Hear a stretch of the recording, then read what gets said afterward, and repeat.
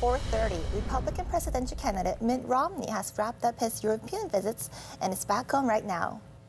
People in Uganda are being warned not to kiss or even shake hands as an Ebola outbreak spreads in the African nation. 6 more patients suspected of getting the virus have now been hospitalized, bringing the total number of cases to 26. 14 people have already died from the highly infectious disease. Ugandan leaders say the virus has now spread beyond the remote village in a western corner of Uganda. The virus can be transmitted through direct contact with the blood or secretions of an infected person. Portland voters could see 3 different tax hikes on their ballot in November. We should know by Thursday if Multnomah County commissioners will ask voters to create a library tax district in exchange for raising property taxes. Branches would stay open 7 days a week. We put things on hold. We get beautiful art books. Leading our look at news across the nation, Drew Peterson's murder trial is already off to a dramatic start. The former suburban Chicago police officer is charged with killing his 3rd wife, Kathleen Savio. In news around the world's biggest blackout ever. More than 620 million people in India are without power as 3 electric grids collapsed. High temperatures are making the power failure worse as people try to cool off. The first of thousands of Syrian refugees arrive in a newly opened camp in Jordan.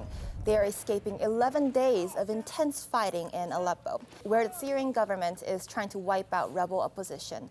Power is out in the city, food supplies are low, cooking gas is hard to come by. The UN says at least 200,000 people have already fled the city of 3 million. A K2 consumer alert. The U.S. Postal Service could default tomorrow on a $5.5 billion payment to the Treasury Department. The Postal Service is losing about $25 million a day. September 12th, that's when Apple will announce its next version of the iPhone and a smaller iPad. And deliveries of the new iPhone will begin just 9 days later. That's the fastest launch of a Macintosh operating system ever. Mac users downloaded 3 million copies of Mountain Lion in the first 4 days. One reason could be the price, just $20. We're used to hearing the national anthem before sporting events, and every once in a while it's a treat when you get to hear a youngster belt out the Star-Spangled Banner. Yes, but that didn't go so well for an 11-year-old singing before a soccer game. And now, as K2's Carl Click reports, she's taking a beating online. Oh, say, can you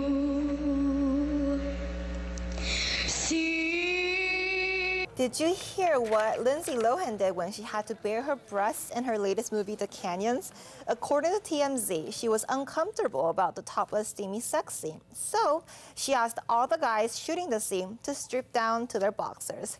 The 10-man crew was a little hesitant at first, but they did it, and the scene went on without a hitch.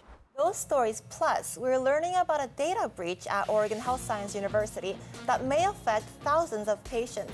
We'll tell you the latest. It's all just minutes away on K2 News at 5.